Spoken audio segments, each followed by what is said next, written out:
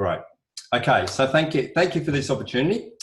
It's nice to be talking about something positive about Victoria, given what's currently going on at the moment, and a beautiful part of Victoria. And it's always a great opportunity when I can talk about a local waterway, a waterway that's really special to me, and I'll explain why it's so special to me. I wanted to just start off by acknowledging Victoria's traditional owners and Aboriginal communities and pay my respects to their elders past, present and emerging. And they're very important for the Barwon catchment, particularly the Wathaurung people, and more recently with the recognition of the Eastern Maar for the western part of the catchment. And they've had obviously a very long and extensive connection to the Barwon. So a lot longer than my very brief connection. But they're very important in terms of shaping its history and culture. And I think it's important when we're looking at waterways to actually reflect on aspects of even where the river got its name. So the Wathaurung people call the Barwon River Barre Warre Yulluk, which means great river. And it runs from the mountains, so up at Lau Lau along the Mirrabel, all the way down to the ocean of Barwon Heads. And everyone would be familiar with Barwon Heads who have made a trip to southwest Victoria. And the name Barwon is derived from parwan, meaning magpie or great pied. And the artwork there is actually an artwork prepared by Wathaurung as part of a bit of recent work that we helped help out with, which I'll talk about later. So why the Barwon? The Barwon, I've been really fortunate to have grown up on the top of the Barwon. In fact, I didn't really realise it was a Barwon as a kid. It was a Waterway River. It was called the Waterway Creek then. It was a willow-infested drain very much. Now it's completely changed, and Tamara, who lives in Ballarat, would know that it's becoming really an important centre point for Ballarat. It runs right through the guts of the city there. So I grew up right next to it, spent a lot of time there mucking around with my friends as I grew up. I did some revegetation. And as Tamara said, I've sort of spent my time overseas and in different parts of the state and up in the Mallee. But then I came back to live with my family in the Barwon in about 2008, and very fortunate to live very close to the Barwon. So there I am. There are those two houses there. You can see the very close to the Waterway. It's sort of hard to recognise, but the Waterway sort of goes right through the guts of Ballarat near Black Hill. Very historic. That's obviously in terms of early settlement of Victoria, by European settlement of Victoria. In terms of the Eureka Rebellion, the Waterway was obviously an important part of the gold mining history. And then the Barwon River goes all its way down into Geelong, and it's also a critical part of Geelong's culture and its development and growth, and was an important water supply, and still is for the whole region. And the other reason that not only have I lived near the Barwon and enjoyed it and gone down to Barwon Heads and grown up near it, but I've also had a really fortunate opportunity to work on the Barwon through my time at the Corangamite CMA. And it's interesting, I've got a photo of one of your participants actually, Deirdre, there, if you can recognise her in the photo. From a while ago now, a good 10 years ago. And I was really fortunate to be at the CMA for 9 years, working on a whole range of waterway projects across the broader Corangamite catchment, but a large part of that involved the Barwon. And also managing the Barwon River through Geelong, which is a large bit of public land that's right through the centre of Geelong, which is unique within the Corangamite CMA or CMAs in general, because CMAs tend not to be land managers, but the Corangamite CMAs had this great opportunity to actually manage a bit of public land, which has also allowed CMA to promote waterway health within an urban context. And then more recently, as Tamara said, I've entered the consulting world, and I had the great opportunity last year to work on a major discussion paper with the Barwon Ministerial Advisory Committee on the living rivers of the Barwon. And I'll talk a little bit about where they're heading and some of the directions they're heading later in the presentation. So what are the rivers of the Barwon? So, and this was quite a discussion point as part of the development of the Barwon discussion paper last year. It is actually it's actually classified as two basins, Mirrabel is actually classified as a different basin, but it's actually, the Mirrabel is actually a major tributary of the Barwon. And you can see on that map there, you can see that from Ballarat all the way down through to Inverleigh, that's the Waterway Yulluk. And so that's an important part that then joins at the confluence with the Barwon, where from the upper Barwon, which comes up from the Otways, so Ballarat and the Central Highlands, it almost forms a valley. And we really only have two of these type of valleys in Victoria. The other one's the Latrobe Valley, where you've got the Strzelecki's on the south, and then you've got the Great Divide. Similar sort of thing happens in the Barwon catchment as well. So a lot of the water supply and runoff comes from the north. A lot higher rainfall, obviously, in the north and also in the south. But down the forest, you've got some of the highest rainfall in the state. And then it sort of passes through almost a rain shadow area, particularly around Meredith and closer to Melbourne, before sort of draining all the way down through Geelong and out to the sea at Barwon Heads. So, did you know? I'm just going to give you some little fun facts about the Barwon. It links Victoria's second and third largest cities, Geelong and Ballarat.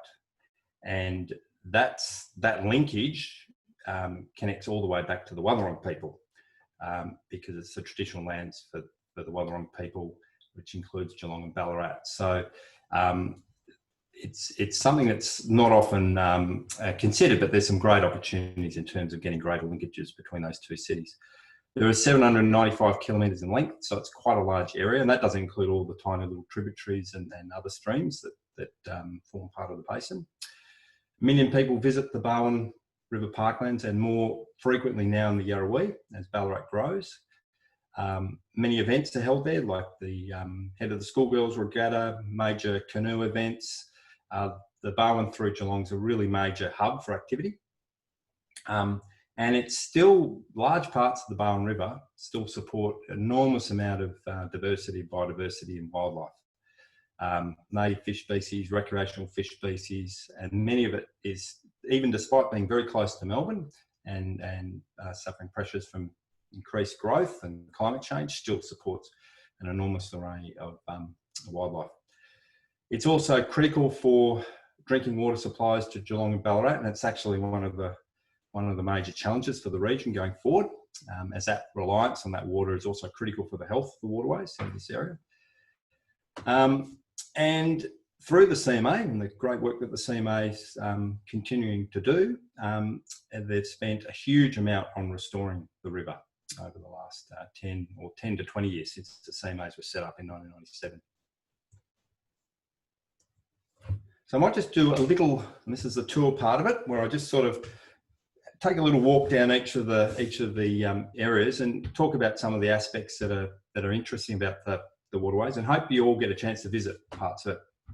And one of the things with the Barwon Basin, even though I grew up in Ballarat and used to go down to Barwon Heads quite a bit, and whether I was at uni or when I was a teenager, there were parts of the Barwon catchment I had no idea existed. And one of them was the Mirrabel Gorge. And it really is just a beautiful, almost entirely intact part of the landscape. It's very hard to get to. It's a very incised part. This part of Victoria is very different to the north, where you have those really sort of broad, low-lying floodplains. This is a very incised catchment where you've got these steep gorges, and they're very difficult to get into. But one of the benefits of that is that actually they're still largely intact. So the real aim here is to really enhance and protect these areas from any further disturbance. So the Mirrabel River, it's really important in terms of Lala Reservoir. That's a major water storage which supplies both Ballarat and Geelong. That's actually been one of the major threatening processes to the health of the Mirrabel.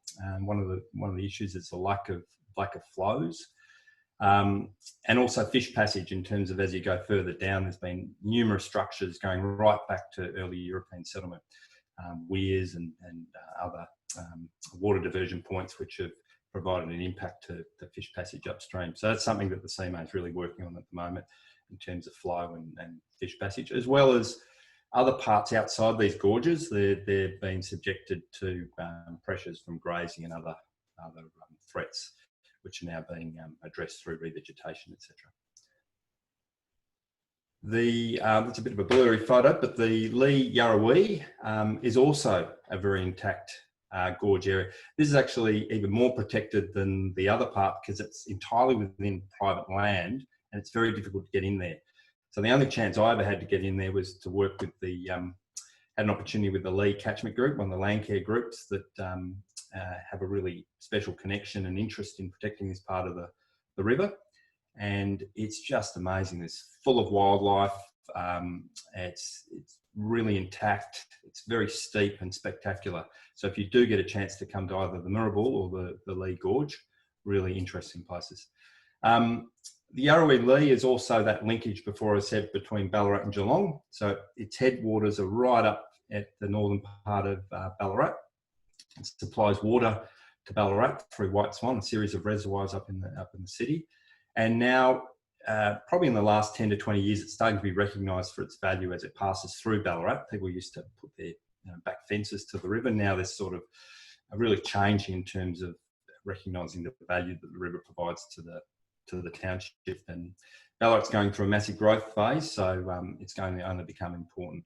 The important thing about both the Lee, Yarrawee and all the way down into the Barwon through Geelong is that there are areas outside of these natural riverine corridors. A lot of the vegetation has been removed. So they're also really critical linear corridors of biodiversity that are really important to protect it over the long term.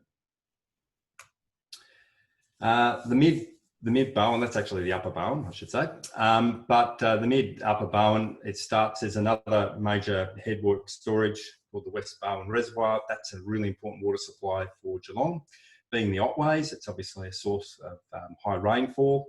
It also includes quite different vegetation communities, a lot of rainforest, and it also has a number of challenges in terms of flow stress, erosion, revegetation, fencing, and typical sort of river health management issues. The CMA is doing a lot of work at the moment to try to sort of facilitate greater flows through this area. One of the issues in the past is because a lot of the management in this area in terms of willows and other pest species like Glyceria, it's actually clogged up the waterways and there's a lot of erosion and a lot of flooding, so you can't get a lot of water through.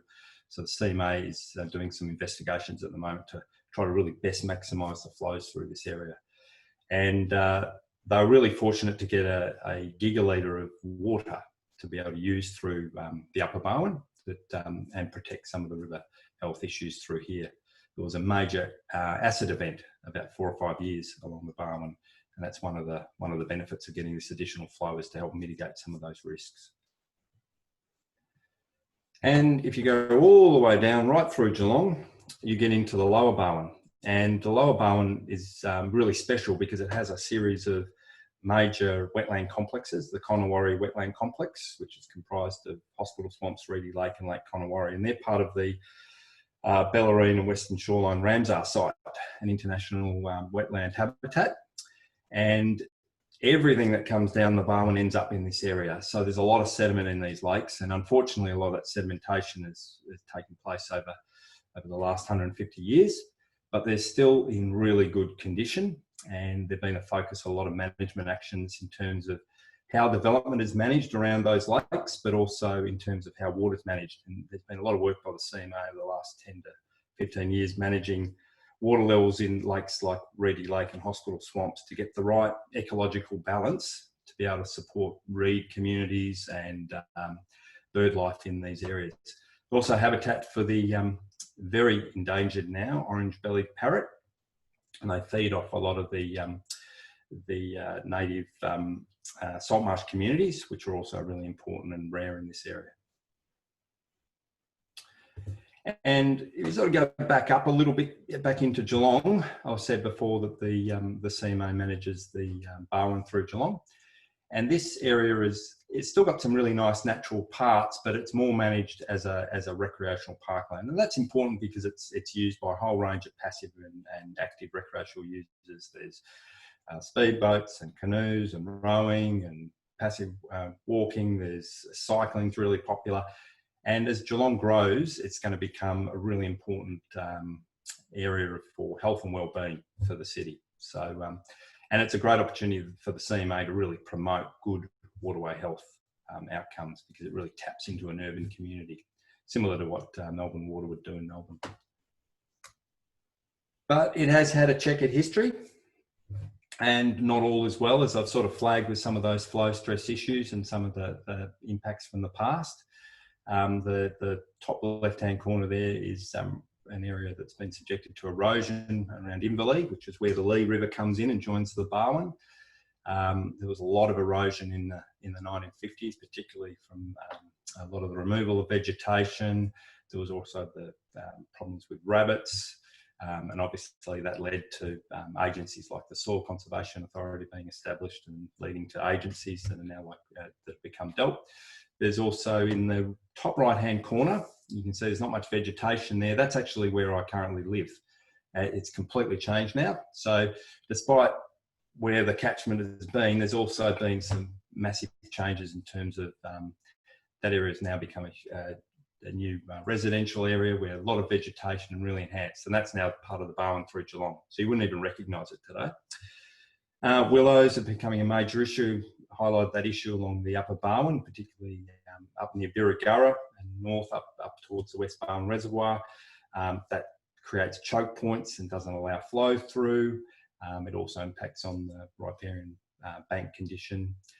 And in the bottom right-hand corner there is that's the Yarrawee during the gold rush, and it was completely turned over. So a lot of the vegetation around the Yarrawee catchment now is not actually the original vegetation.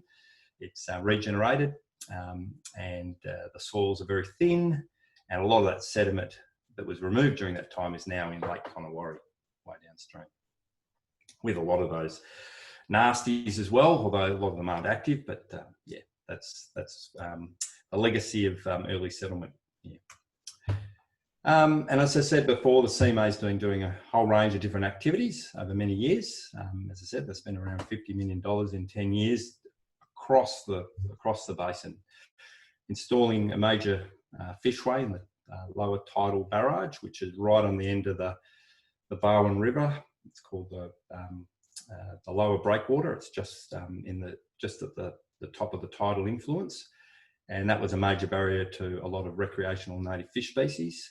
That was installed we were probably getting on 10 years ago now. And within a day of it being installed, they were able to record massive movements of fish through that structure, including some really endangered Australian grayling, which are migratory species, which now can go up into the broader Barwon.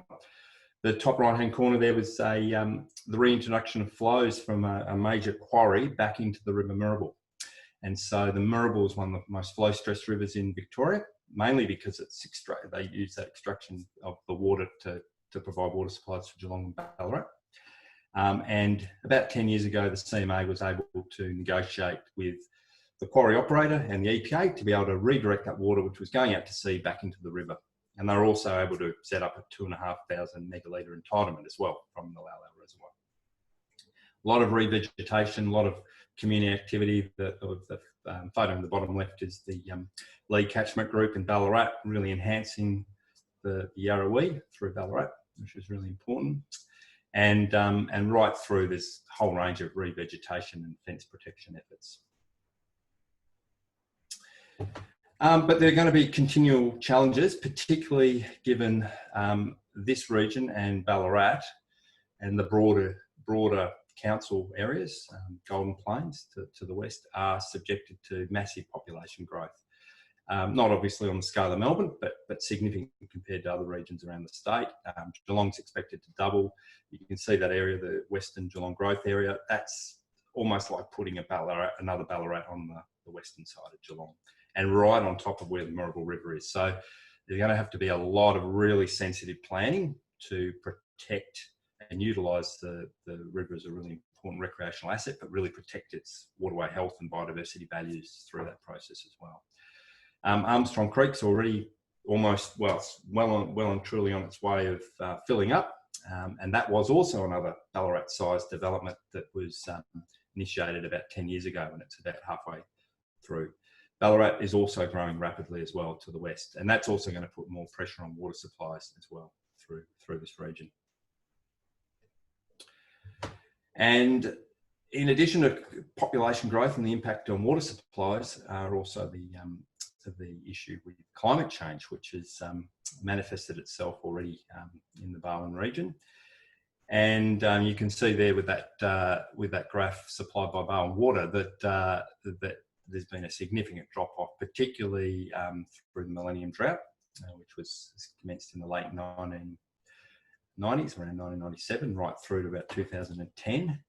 And whilst there have been a few years where there's been some massive inflows and some floods, are they becoming more, instead of sort of being the normal flow, they haven't really had a long period of sort of that sort of average inflow that you would have seen prior to that 1997 period. So that's putting a lot of pressure on the water agencies and CMA and government, etc., to look at what are the alternatives to both maintain water supply for the urban populations. That's important, particularly as the population grows, but how do you also protect waterway health? And that was a real challenge through the development of the discussion paper by the Ministerial Advisory Committee. It was seen as one of the key issues that impact on waterway health from flow.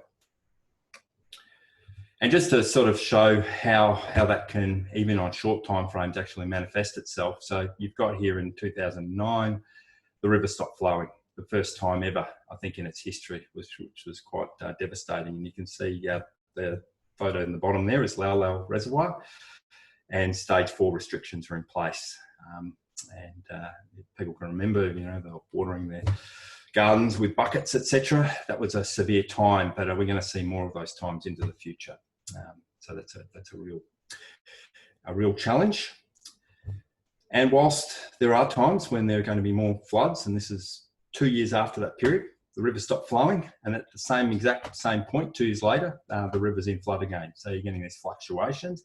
That was really welcome in this part of the world, that flood, because after that Millennium Drought, but it also did a lot of damage as well. And the intensity of storms, and the other aspect about this, it was summer. This wasn't winter flood, this was a summer flood, which is quite unusual. Led to quite a lot of damage right through a lot of the area that the CMA manages. So that's the Barwon River through Geelong. You can see that some of the signs are almost halfway inundated. And so we're already these climatic effects are starting to take place, even though flooding is a natural part of the river's course of events. And a year later, despite all this flooding, they were also subject to a blue-green algal outbreak. So it's another issue in terms of low flows resulting in turbid water, high summer temperatures. You get these anoxic conditions, and you get these outbreaks of blue-green algae, and that's a major challenge for the CMA, particularly in summer, and they have to close the river, and it's obviously an impact to events that rely on the river to take place for swimming and rowing, etc. So last year, the government set up the Barwon Rivers of the Barwon Ministerial Advisory Committee to develop a major discussion paper to really look at how to manage some of these challenges. And they came up with 6 key themes, and recognise the importance that traditional owners and Aboriginal Victorians play in waterway management, and making sure that they're at the centre part of that planning and decision making going forward. They also wanted to make sure that water management in the future not only took account of the important need to be able to provide water for a growing population, but how do you protect river health in these really sensitive rivers? And the Moorabool, for example, being the most stressed waterway in Victoria, how do you protect that into the future, given that the flows that they were able to, some of the entitlements that they were able to secure in the past have been great, but are they enough to keep the health of the river into the future, particularly under a climate change future? The importance of working together, integrated catchment management approach. So one of the key aspects of managing waterways right across Victoria, and a lot of you would know this from wherever you work in terms of your role in waterway health, is you really can only get stuff done if you work as a collective with water corporations, land care groups, the CMA, Parks Victoria, DELP, all the range of and all the variety of landholders, and how you really embed that approach, and also take that top of the catchment all the way down to the sea approach that really looks at the interconnections between all the various aspects. Enhancing the riverine corridors.